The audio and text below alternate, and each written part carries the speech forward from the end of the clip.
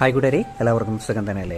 നമുക്കിന്ന് വളരെ ടേസ്റ്റി ആയിട്ടുള്ള തിക്ക് ഗ്രേവിയോടൊക്കെ കൂടിയിട്ടുള്ള ഒരു ബീഫ് റോസ്റ്റ് നമുക്കൊന്ന് തയ്യാറാക്കി നോക്കാം. അപ്പോൾ ബീഫും കായും കൂടി ചേർത്തുള്ള ഒരു സ്പെഷ്യൽ കറിയാണ് നമ്മൾ തയ്യാറാക്കാൻ പോകുന്നത്. അപ്പോൾ അതിന് ബീഫൊക്കെ ഇവിടെ ഇങ്ങനെ കഴുകി നല്ല വൃത്തിയാക്കി വെച്ചിട്ടുണ്ട്. പിന്നെ അതിലേക്ക് ആവശ്യമായിട്ടുള്ള സാധനങ്ങളാണ് കായയുണ്ട്, അതേപോലെ തന്നെ പച്ചമുളക്, ഇഞ്ചി, വെളുത്തുള്ളി, കറിവേപ്പില, സവാള, തക്കാളി. അപ്പോൾ അതിന് തന്നെ നമുക്ക് കുക്കർ എടുത്തിട്ട് ചെറുതായിട്ട് അരിഞ്ഞിരിക്കുന്ന ഉരുളക്കിഴങ്ങ് ചേർത്ത് കൊടുക്കാം. സ്പൈസസ് ചേർത്ത് കൊടുക്കാം, അതായത് കറുകപ്പട്ട, കറയാമ്പൂ, അങ്ങനെയുള്ള ഐറ്റംസ് ചേർത്ത് കൊടുക്കാം. പിന്നീട് നമ്മൾ കഴുകി വെച്ചിരിക്കുന്ന ബീഫ് ചേർത്ത് കൊടുക്കാം. അതേപോലെ തന്നെ അരിഞ്ഞ് വെച്ചിരിക്കുന്ന തക്കാളിയും പിന്നീട് പച്ചമുളകും ഇഞ്ചിയും ഒക്കെ അങ്ങോട്ട് ചേർത്ത് കൊടുക്കാം. അതിനുശേഷം നമുക്ക് വേണ്ടതെന്ന് പറഞ്ഞിട്ടുണ്ടെങ്കിൽ മസാല ചേർക്കാനുണ്ട്. അപ്പോൾ അതിന് വേണ്ടിയിട്ട് ആദ്യം നമ്മൾ അരച്ച് വെച്ചിരിക്കുന്ന ഇഞ്ചി വെളുത്തുള്ളി പേസ്റ്റാണ് ചേർത്ത് കൊടുക്കുന്നത്. പിന്നീട് അതിലേക്ക് അരിഞ്ഞ് വെച്ചിരിക്കുന്ന സവാളയും ചേർത്ത് കൊടുക്കാം. അതിനുശേഷം നമ്മളുടെ ഇറച്ചി മസാലയും എരിവിന് ആവശ്യമായിട്ടുള്ള കുരുമുളക് പൊടിയും കൂടി നമുക്ക് ഇതിലേക്ക് ആഡ് ചെയ്ത് കൊടുക്കാം.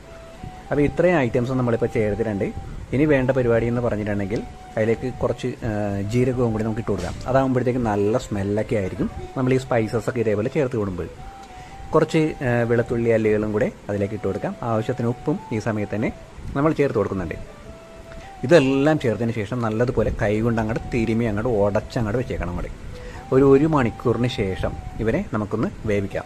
അപ്പോൾ ഇതാണ് നമ്മൾ തിരുമി റെഡിയാക്കി വെച്ചിരിക്കുന്നത്. ഇനി നമുക്കിതിലേക്ക് വേണമെന്നുണ്ടെങ്കിൽ നമുക്ക് ഈ സമയത്ത് തന്നെ കായ ചേർക്കാം. അതല്ല കുറച്ച് വെന്തതിന് ശേഷം വേണമെന്നുണ്ടെങ്കിൽ അങ്ങനെയും ചേർക്കാം. അപ്പോൾ ഞാനിപ്പോൾ നേരിട്ട് തന്നെ ചേർക്കുന്നുണ്ട്. പിന്നീട് ആവശ്യത്തിന് നമ്മൾ നേരത്തെ കുറച്ച് സവാള ചേർത്തിട്ടുള്ളത് തിരുമി വെക്കാൻ വേണ്ടിയിട്ടാണ്. ബാക്കിയുള്ള സവാളയും കൂടി ചേർത്തിട്ടുണ്ട്. ഒരു രണ്ട് കറിവേപ്പിലയും കൂടി ഇട്ടു.